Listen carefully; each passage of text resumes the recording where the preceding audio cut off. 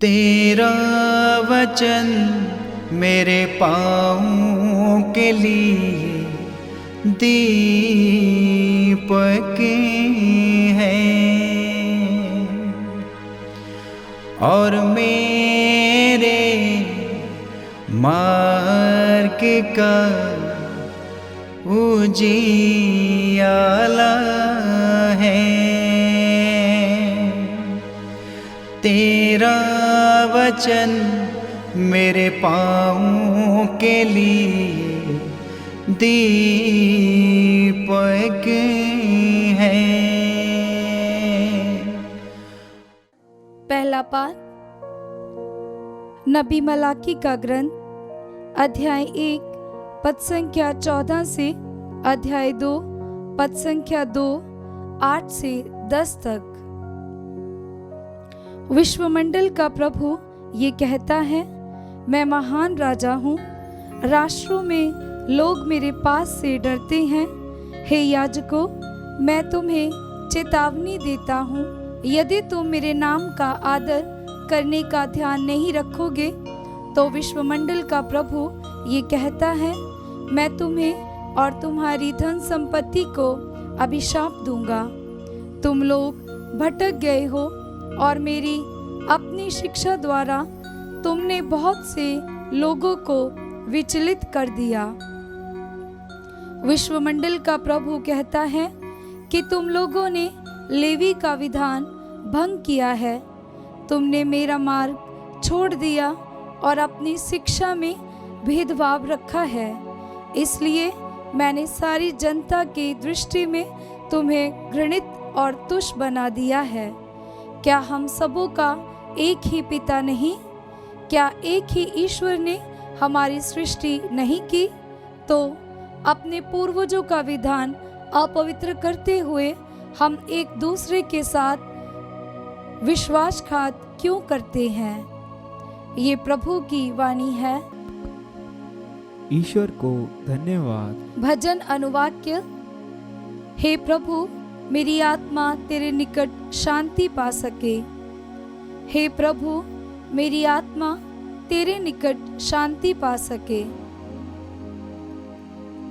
हे प्रभु, मेरे हृदय में अहंकार नहीं है, मैं महत्वाकांक्षी नहीं हूँ। मैं ना तो बड़ी बड़ी योजनाओं के फेर में पड़ा और ना ऐसे कार्यों की कल्पना की जो मेरी शक्ति के परे हैं।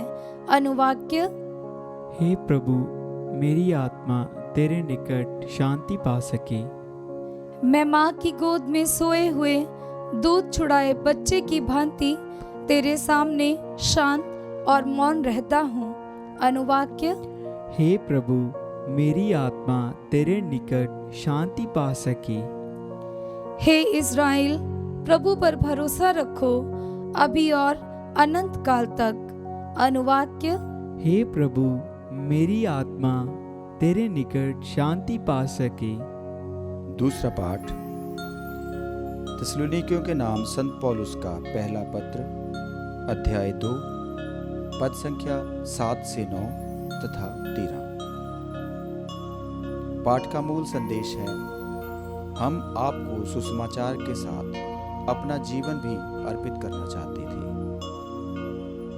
अपने बच्चों का लालन पालन करने वाली माता की तरह हमने आप लोगों के साथ कोमल व्यवहार किया। आपके प्रति हमारी ममता तथा हमारा प्रेम यहाँ तक बढ़ गया कि हम आपको सुसमाचार के साथ अपना जीवन भी अर्पित करना चाहते थे। भाइयों, आपको हमारा कठोर परिश्रम याद होगा। आपके बीच सुसमाचार का प्रचार करते समय हम दिन रात काम करते रहे, जिससे किसी पर भार न डालें। हम इसलिए निरंतर ईश्वर को धन्यवाद देते हैं कि जब आपने हमसे ईश्वर का संदेश सुना और ग्रहण किया तो आपने उसे मनुष्यों का वचन नहीं बल्कि जैसा कि वास्तव में है ईश्वर का वचन समझकर स्वीकार किया है, और यह वचन अब आप विश्वासियों में क्रियाशील है। यह प्रभु की वाणी है। ईश्वर को धन्यवाद। जय घोष। हालेलुया। अनुवाक्य। हालेलुया। प्रभु कहते हैं, मैंने तुम्हें मित्र कहा है, क्योंकि मैंने अपने पिता से जो कुछ सुना वह सब तुम्हें बता दिया है। अनुवाक्य। हालेलुया। पवित्र सुसमाचार संत मत्ती के अनुसार अध्याय 23 पद संख्या 1 से 12। यीशु ने जन समूह तथा अपने शिष्यों से कहा, शास्त्री और फरीसी मूसा की गद्दी पर बैठे हैं, इसलिए वे तुम लोगों से जो कुछ कहे वह करते और मानते रहो, परंतु उनके कर्मों का अनुसरण ना करो, क्योंकि वे कहते तो हैं पर करते नहीं। वे बहुत से भारी बोझ बांधकर लोगों के कंधों पर लाद देते हैं, परंतु स्वयं उंगली से भी उन्हें उठाना नहीं चाहते। वे हर काम लोगों का ध्यान आकर्षित करने के लिए ही करते हैं। वे अपने ताबीज चौड़े बना लेते हैं और अपने कपड़ों के झब्बे बढ़ाते हैं। भोजों में प्रमुख स्थानों पर और सभागृहों में प्रथम आसनों पर विराजमान हो जाना, बाजारों में प्रणाम सुनना और जनता द्वारा गुरुवर कहलाना, ये सब उन्हें बहुत पसंद है। तुम लोग गुरुवर कहलाना स्वीकार ना करो, क्योंकि तुम्हारा एक ही गुरु है और तुम सबके सब भाई हो। पृथ्वी पर किसी को अपना पिता ना कहो, क्योंकि तुम्हारा एक ही पिता है जो स्वर्ग में है।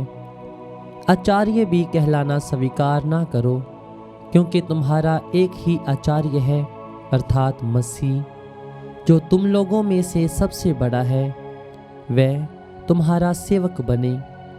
जो अपने को बड़ा मानता है वह छोटा बनाया जाएगा, और जो अपने को छोटा मानता है वह बड़ा बनाया जाएगा। यह प्रभु का पवित्र सुसमाचार है। ख्रीस्त की जय।